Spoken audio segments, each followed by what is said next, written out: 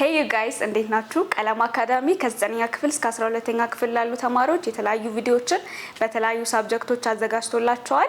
ከኔ ጋር ደግሞ የእንግሊዘኛ ሳብጀክትን እናያለን። እኔ ሜሮን አዲሱ እባላለሁ። የኮተቤ ኤዱኬሽናል ዩኒቨርሲቲ 3ኛ ዓመት እንግሊሽ ኤንድ ሊትሬቸር ተማሪ ነኝ።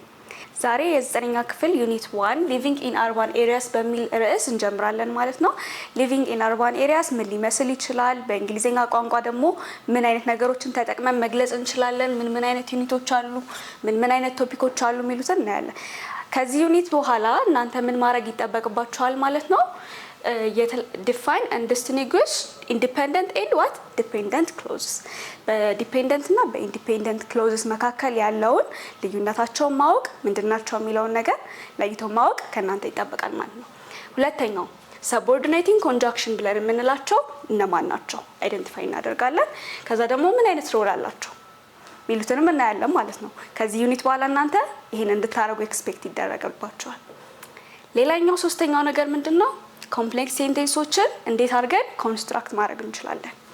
ከዛ ደግሞ የተለያዩ ዲፈረንት ሰብኦርዲኔተሮችን በመጠቀም ደግሞ እነዚህ ኮምፕሌክስ ሴንቴንሶችን ኮንስትራክት እናደርጋለን የሚሉትን ነገሮች አብረን እናያለን ማለት ነው። ስለዚህ ወደ ርዕሳችን እንግባ። ርዕሳችን የሚሆነው ስለ ኮምፕሌክስ ሴንቴንሶች ነው። what do you know about complex sentence? ኮምፕሌክስ ሴንተንስ ለእናንተ ምንድነው? ከዚህ በፊት ከተማራችኋቸው ትምህርቶች ከአንደኛ ክፍል እስከ 8ኛ ክፍል ባላችሁ የእንግሊዘኛ ትምህርት ኤክስፒሪየንስ ስለ ኮምፕሌክስ ሴንተንስ የምታውቁት ነገር ካለ እስቲ አስቡ። እሺ ምንድናቸው ኮምፕሌክስ ሴንተንስ ስንል? they are what የኢንዲፔንደንት ክሎዝ እና የዲፔንደንት ክሎዝ ምንድናቸው? ድምሮች ወይ ደግሞ እነዚህ ሁለቱን የያዙ ኮንቴን የሚያደርጉልን at least one independent clause እንደገና ደግሞ at least one independent clause ምንድናቸው? እነዚህ አሁን ያወራኋቸው ቶፒኮች ምንድናቸው? like independent clause ምንድነው? dependent clauses ደግሞ ምንድነው?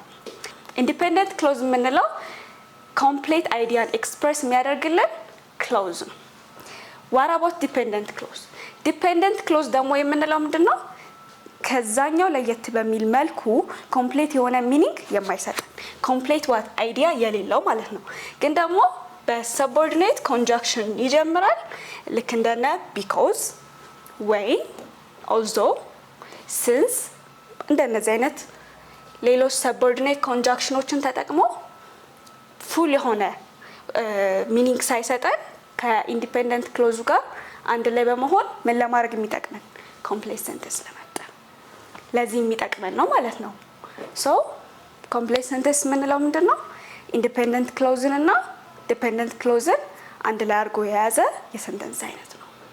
ስለዚህ የኢንዲፔንደንት ክሎዝ እና የዲፔንደንት ክሎዝ በዋነኝነት ልዩነታቸው ምንድነው የሚለውን እኔ it is just a matter of what idea ኢንዲፔንደንት ክሎዝ ኮምፕሊት የሆነ አይዲያ ይሰጠናል። when it comes to dependent clause ደግሞ ከኢንዲፔንደንት ክሎዝ ጋር አታች ሆኖ ወይም ደግሞ ከሱ ጋር አንድ ላይ ልክ እንደ ፓራሳይት ብላችሁ ሰዱትና ከሱ ጋር አታች ካልሆነ በስተቀር ብቻውን ቆሞ ምን መስጠት አይችልም፣ ትርጉም ወይም ደግሞ አይዲያ መስጠት አይችልም ማለት ነው። ስለዚህ የሁለቱ ልዩነት ምንድነው? ሁለቱ አንድ ላይ ሲሆኑ ኮምፕሌክስ ሴንተንስ ይፈጥራሉ። ይሄንን አይተናል። ወደ ቀጣይ እንሂድ።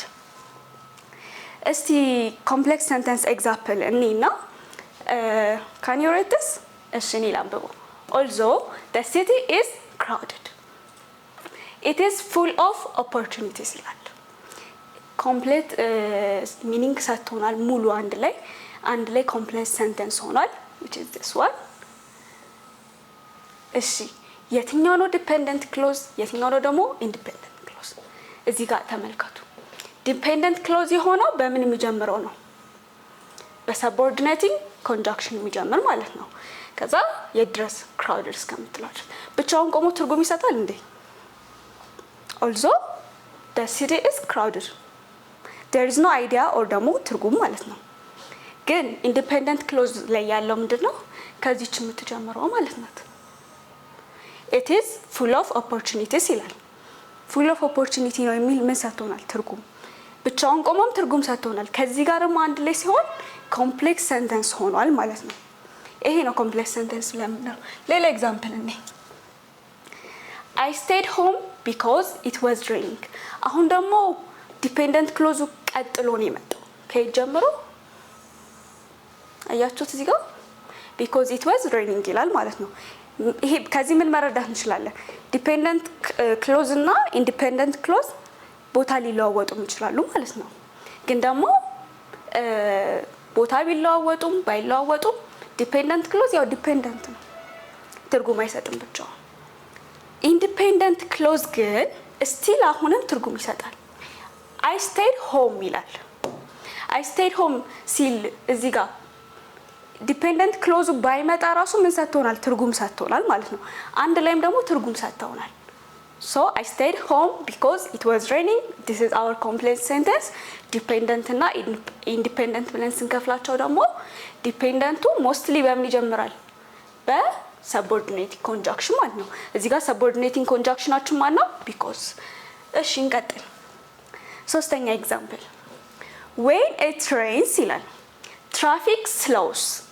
When it rains traffic slows. We have still two sentences which are dependent and independent ማለት ነው። ዲፔንደንቶቹ ምን አሉ? when it rains ብለው ጀመሩ። ምን ሆነ? when it rains ምን ተፈጠረ? ከዛ ኢንዲፔንደንቶቹ ትርጉም ሲሰጡት traffic slows ብለው ትርጉም ጨመሩበት። ከዛ ሁለቱም አንድ ላይ ምን ሆኑ? ትርጉም ያላቸው ኮምፕሌክስ ሴንተንስ ማለት ነው። ሶ ኮምፕሌክስ ሴንተንስ የምንላቸው በውስጣቸው ምን የያዙ ናቸው? ኢንዲፔንደንት እና ዲፔንደንት ክሎዞችን የያዙ ናቸው። ኖት ማድረግ ያለባችሁ ሁለቱ ልዩነታቸው ኢትስ ጀስት አ ማተር ኦፍ ዋት አይዲያ፣ ኮምፕሌት አይዲያ የማግኘት እና ኮምፕሌት አይዲያ ያለማግኘት ችግር ነው ማለት ነው። ስለዚህ ኮምፕሌክስ ሴንተንስን ይሄን ያህል ካልን አሁን ደግሞ አክቲቪቲ እንስራ ማለት ነው። አክቲቪቲያችን የሚሆነው ምንድነው?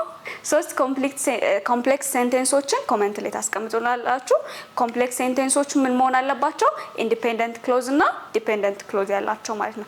ዶንት ፎርጌት ቱ ራይት ሰቦርዲኔት ኮንጃክሽኖችን መጠቀም ማለት ነው። እነዚህም ደግሞ ቢኮዝ፣ ኦልዞ፣ ዌን፣ ሲንስ የምታውቋቸው ኤክስትራም ካሉ እነሱን ጨምራችሁ ኮሜንት ላይ ያስቀምጡልን። ኮንክሉድ እናደርግ። እሺ በአጠቃላይ የተማርነው እስካሁን ምንድነው? ስለ ኮምፕሌክስ ሴንተንስ። ኮምፕሌክስ ሴንተንስ ስለምንላቸው ኢንዲፔንደንት ኤንድ ዲፔንደንት ክሎዞችን ምን ያደርጉ ናቸው? በመሀላቸው ያለውን ሪሌሽንሺፕ የሚያሳዩ፣ በመካከላቸው ያለውን አይዲያ የሚያሳዩ ምንድን ናቸው? ኮምቢኔሽኖች ናቸው ማለት ነው። ኢንዲፔንደንቱ ምንድነው? ዲፔንደንቱ ምንድነው አለ? ኢንዲፔንደንቱ ኤክስፕሬስ የሚያደርገው ምንድነው? a complete thought while ዲፔንደንቱ ደግሞ ምንድነው? rely on the what? the independent clause። ከዛ ግን ምን ይጠቀማል? subordinating conjunctionዎችን ይጠቀማል። ልክ እንደነማ ብለናል? because አለን፣ although፣ when፣ since። ደጋገምኩት መሰለኝ አይደለ? እሺ ብቻ የምታውቋቸው subordinate conjunctionዎች አሉ። እነዚህን conjunctionዎች ተጠቅሞ ከሜን አይዲያው ጋራ ለማያዝ የምንጠቀማቸው ናቸው ማለት ነው። this is all about complex sentence። next ቪዲዮ ላይ ደግሞ ስለ subject verb agreement እናያለን።